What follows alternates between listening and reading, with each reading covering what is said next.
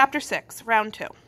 It is Thursday, exactly a week before Thanksgiving. I've stopped trying to stretch my stomach, though, because now I have much bigger problems than making room for pumpkin pie.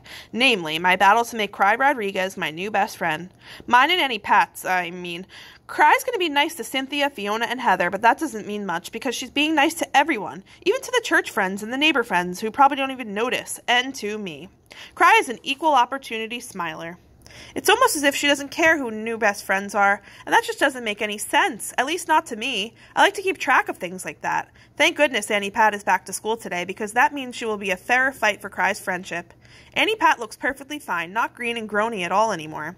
She could have come back to school yesterday, Annie Pat tells me, only her mom wanted to be extra careful. Whenever I get sick, my mom can't wait for me to go back to school, but maybe that's because she works at home. Annie Pat's mom doesn't have a money job right now because it's like I said, she just had a new baby. It's a boy named Murphy. He has red hair too. I guess it runs in the family. I called Annie Pat every night to see how she was and to fill her in on our battle for Cry. To tell the truth, Annie Pat doesn't seem into it. But maybe now that she's back in school, Annie Pat will see how important it is for Cynthia not always to get her own way. It's crucial. The meanie shouldn't get to win all the time. How did you ever get the nickname Cry? Annie Pat asked Cry Rodriguez shyly a few minutes before school starts. The mornings have turned nicer, and a bunch of us girls are clustered around one of the third-grade picnic tables. We're curled over the top of it like shrimps in a shrimp cocktail. Yum. I think Cry is a cute name, Annie Pat, Cynthia says, as if Annie Pat has just insulted Cry by asking the question. Cynthia scowls in her almost friend's defense. Me too, Fiona and Heather chime in, though more to please Cynthia than to flatter Cry, in my opinion.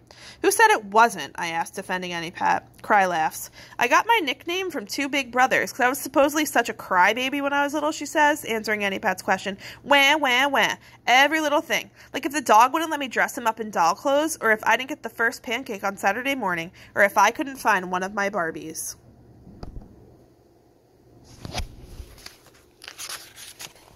That's just darling, Cry, Cynthia says, in a possessive way. Yeah, Fiona and Heather echo weakly. More kissing up from all three of them. It's really revolting.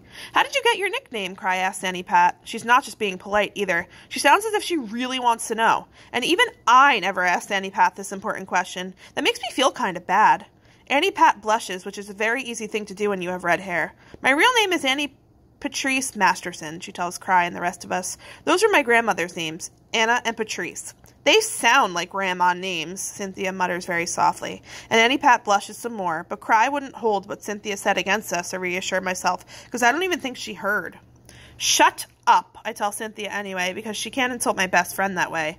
Cynthia draws back, all fake innocent and everything. I didn't say anything, she protests, holding her hands up in the air. What a liar. But Cry is looking at me a little nervously as she's not sure what to expect next for such a hothead. You shut up, Emma, Heather says to me. Her long hair is pulled back so tight, it's in the high-up ponytail, she could probably barely blink. Heather sneaks a wide-eyed glance to Cynthia to see if she notices how loyal she is being. Yeah, Fiona croaks. Stop being so mean, Emma. Me? Mean? See? Emma's always starting fights, Cynthia pretend explains to Cry. But we try to be nice to her because I guess she can't help it. Her parents are divorced, she whispers, pulling Cry gently away from the picnic table just a few seconds before the bell rings. Cry gasps, and she shrinks away from Cynthia's hand. She's horrified about the divorce, I guess. And for some reason, I could barely catch my breath. In fact, I feel as though I'm about to start crying. I never knew that being a divorced kid was so bad. Maybe this was why Cynthia didn't want to be friends with me anymore. Come on, Emma, Annie pats us softly. We'd better get going. Class is about to start, and we don't want to miss Miss Sanchez yelling at us.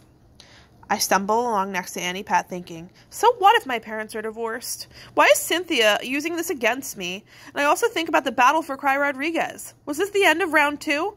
I didn't even know it had started.